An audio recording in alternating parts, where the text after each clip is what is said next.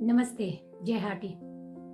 आज बात करेंगे उस मुद्दे की जिसकी चर्चा इन गिरिपार की वादियों में वैसे तो 1967 से लेकर है, लेकिन 14 सितंबर 2022 के बाद ये मुद्दा हर एक की जुबान पर है। बात करेंगे हाटी की। हाटी जनजाति का एक छोटा सा परिचय आपके सामने रख रही हूँ। आई होप आपको ये पसंद आएगा। कहते हैं सब्र का फल मीठा होता है, और ये बात हाटी जन समुदाय पर सटीक बैठती है। 55 वर्षों का सब्र, धैर्य और संघर्ष उस समय फलीभूत हो गया जब 14 सितंबर 2022 को भारत सरकार की कैबिनेट ने गिरिपार के हाटी जन समुदाय को जनजाति घोषित करने का निर्णय लिया। गिरिपार के रहने वाली लगभग 1,60,000 लोगों को, जो कि 4 विधानसभा क्षेत्र और लगभग 154 पंचायतों में निवास करती है, उन सभी लोगों को जनजाति घोषित किया गया। और ये हम सब के लिए बहुत खुशी की बात है। एक बात मैं विशेष तौर से बता देना चाहती हूँ कि गिरिपार के जितने भी लोग एसटी में आए हैं, उनमें से एससी समुदाय को बाहर रखा गया है।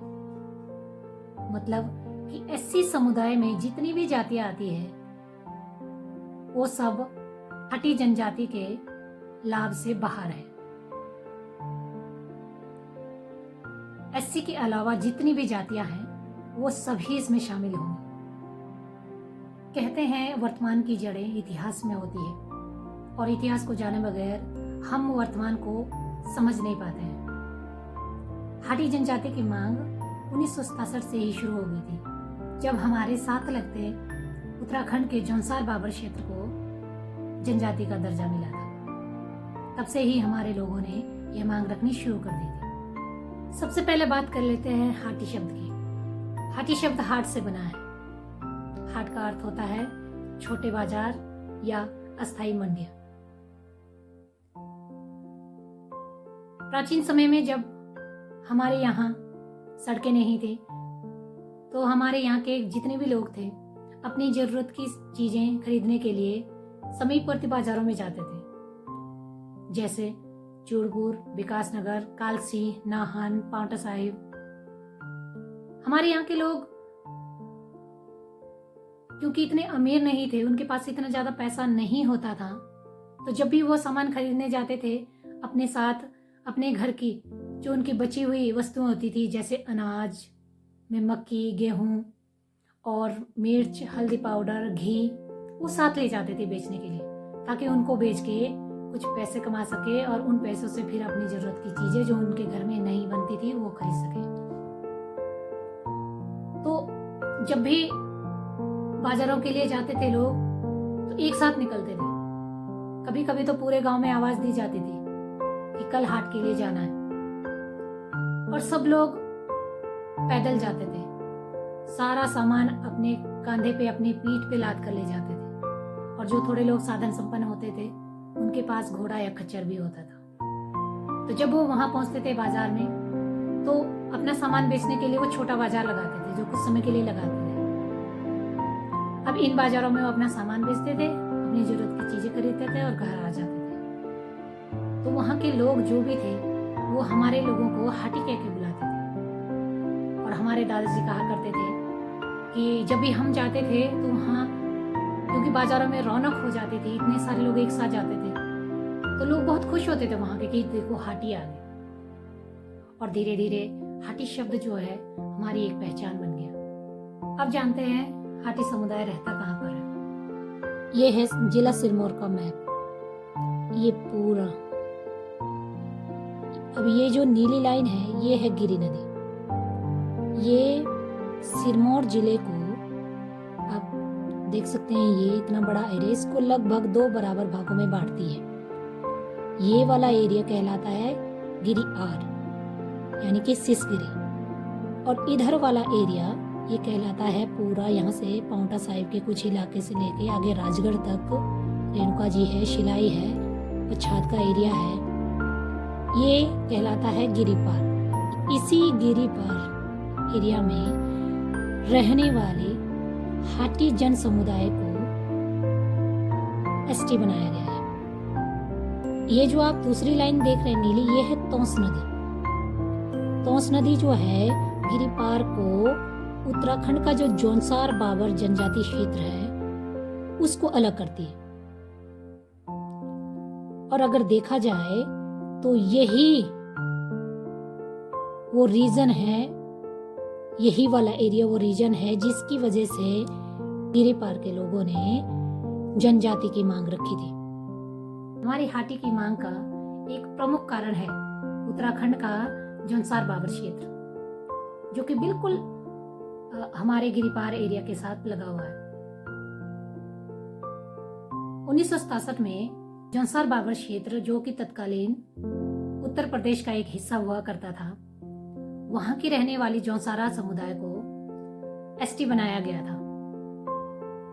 अब क्योंकि हमारा और जौनसारा का खान पान, रहन सहन, यहाँ के रीति रिवाज, हमारे सामाजिक जो परंपराएं हैं, देव परंपराएं हैं, हमारे त्योहार, हर चीज हमारे मिलती जुलती है।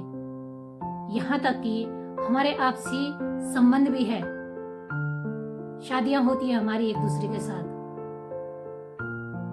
उत्तराखंड के जौनसार बाबर क्षेत्र में और गिरिपार के एरिया में। तो हमारे यहाँ के लोगों को लगा कि अगर उन लोगों को एसटी का दर्जा दे सकते हैं तो हमें क्यों नहीं, हमें भी मिलना चाहिए। हमारी भी भौगोलिक परिस्थिति वैसी है, हम भी पिछड़े हुए हैं, तब से लेके आज तक मांग करते रहे। बहुत तरह के संगठन बने, सरकारी स्तर पे भी बहुत प्रयास हुए। इस पर मैं डिटेल में आगे एक वीडियो बनाऊंगी। अभी सिर्फ इतना बता देते हैं कि मेन कारण ये था हमारा हाटी की मांग का, और 55 वर्षों का एक लंबा संघर्ष हमारे लोगों ने, वो भी शांतिपूर्वक तरीके से किया है, और आज उसका सुखद परिणाम हम सबके सामने है। अब मैं आगे डिटेल में बताना चाहती हूँ कि ये जो गिरिपार का एरिया है, इसके कितने लोग, कितने गांव, कितनी पंचायतें, कितने विधानसभा क्षेत्र, कितने विकास खंड और कितनी जनसंख्या को इसमें लाभ मिला है। अब सबसे पहले बात कर लेते हैं विधानसभा क्षेत्र की। इसमें गिरिपार का जो एरिया है, इसमें 4 विधानसभा क्षेत्र आते हैं: शिलाई, श्री रेणुका जी, पांवटा साहिब और पच्छाद। अगर विकासखंड की बात करें, डेवलपमेंट ब्लॉक, तो इसमें 6 विकासखंड शामिल हैं: शिलाई, तिलौधार, पांवटा साहिब, संगड़ा, पच्छाद, राजगढ़। अब बात करते हैं पंचायतों। शिलाई की 58 पंचायतें, जिसके अंतर्गत 95 गांव आते हैं। श्री रेणुका जी के 44 पंचायतें, 122 गांव इसमें आते हैं। पच्छाद विधानसभा क्षेत्र की 34 पंचायतों और एक नगर पंचायत के 141 गांव इसमें आते हैं। और बात करते हैं पांवटा साहिब विधानसभा क्षेत्र की, इसकी 18 पंचायतों के 31 गांव शामिल हुए हैं। जनसंख्या की अगर बात करें हम, तो शिलाई विधानसभा क्षेत्र की 66,775 लोग इसमें शामिल हुए। पच्छाद के 27,261 लोग इसमें शामिल हुए हैं। श्री रेणुका जी विधानसभा क्षेत्र के 40,357 लोग इसमें शामिल हुए हैं। पांवटा साहिब के 25,323 लोग इसमें शामिल हैं। और अगर कुल मिलाकर जनसंख्या देखी जाए तो ये बनती है 1,59,716। उम्मीद करती हूँ आपको ये जानकारी अच्छी लगी होगी। अगर इस विषय को लेकर आपका कोई भी प्रश्न हो, कोई भी सलाह है, तो कमेंट सेक्शन में जरूर बताएं।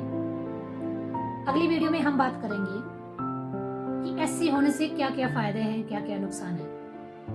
दूसरा, 55 वर्षों के इतिहास पर प्रकाश डालेंगे। तब तक के लिए नमस्ते।